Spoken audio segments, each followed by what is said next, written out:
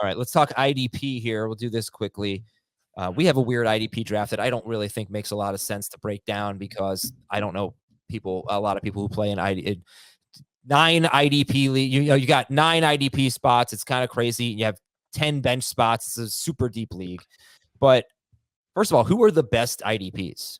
Well, maybe we should talk about what the teams that have done in the past. Do you have the record of who won that league in the past and how they did it? Heath may or may not have had an undefeated season last year. We don't know. It's undisputed that it is undefeated. There was no defeat last week. There was no defeat. We just don't know, Heath. I can't. Undefeated. I just don't feel right calling it an undefeated. How many games did I lose? Well, I don't know. We just 0 is the answer. No, I think and I get this question a lot. People send me their IDP leagues where they just start 1 linebacker, 1 defensive lineman, 1 defensive back. And maybe that is more common. I think most of the people who really play IDP say that's not really IDP. Because if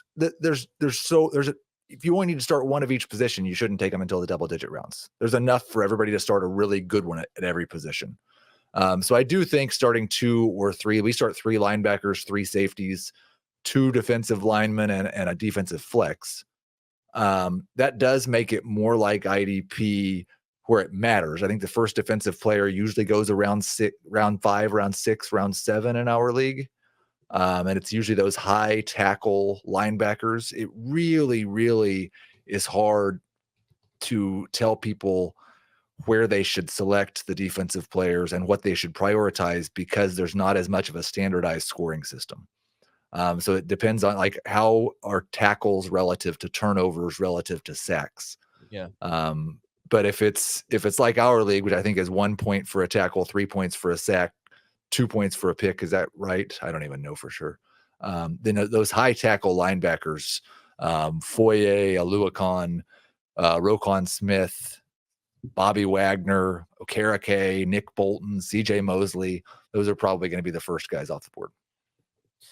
Do you feel like there are, basically 12 of those guys? Because if you are in a league where you only start 1 linebacker, 1 defensive lineman, 1 defensive back, I thought maybe there was a case to be made that you should go a little earlier to make sure, maybe you have to be the first. I might do that with defensive linemen. Okay. Because it's always that's like the tight end of IDPs. It's really hard to find good D linemen, certainly consistent D linemen. Yeah. Yep. My first IDP in our draft was Myles Garrett. I took him with the 4th pick in round 7. And he's eligible where? D-line. D-line. Okay.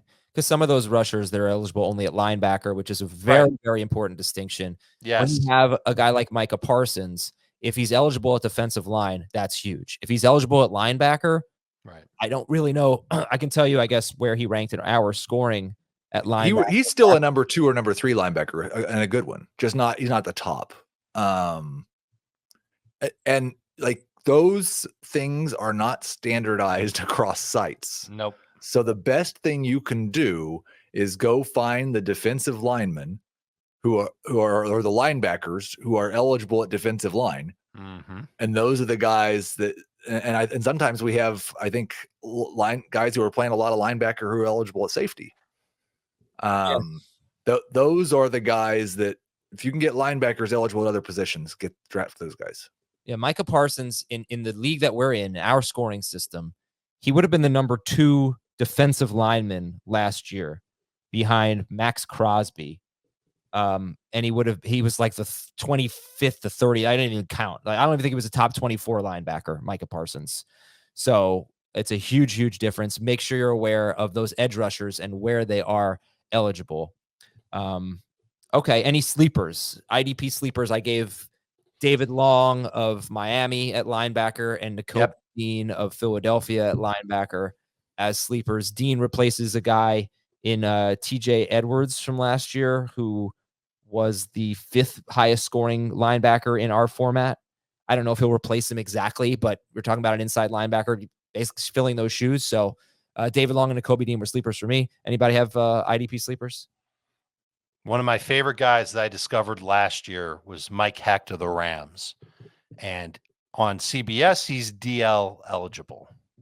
And you can check your site to see if he's eligible at that position too. But I kind of like him low key as a good sleeper in IDP. I was getting ready to pick him in the next to last round yesterday or 2 days ago, and somebody took him right in front of me. I was very disappointed. Oh, another guy, I think maybe Dave, somebody took him. Aziz Al-Shire. I took him. Yep. When this guy played for the Niners, he was awesome. In for an injured player, he was like a superstar. Now he's on the Titans. Yeah, I might have taken him a little too early. Where did I get him? That's all right. You didn't take him early. You're good. Yeah, I mean, I don't know if there is such a thing as too early in an IDP league when you get to the double-digit rounds. I took him in round 12. One spot ahead of Traylon Burks. There you go. Exciting. Make sure you keep Chris Jones' name close by. That's another D lineman, assuming that he gets back to Kansas City soon. Oh, what about he wouldn't be a sleeper, but just because of the holdout, maybe he is. Well, just a couple more here. Jordan Brooks is coming back from a torn ACL for Seattle. He's a star basically when he's healthy, but and apparently he's going to be ready for week 1. And Shaq Leonard for the Colts, who that's a good one. Best linebacker in football, arguably, and dealt with so many injuries last year. So who do you take first? Brooks or Shaq Leonard? Leonard. Okay, is Leonard a star right now? Is he being drafted that way? Let's see. Where'd he go? I would say he's more like he has the star upside, but he comes with significant risk.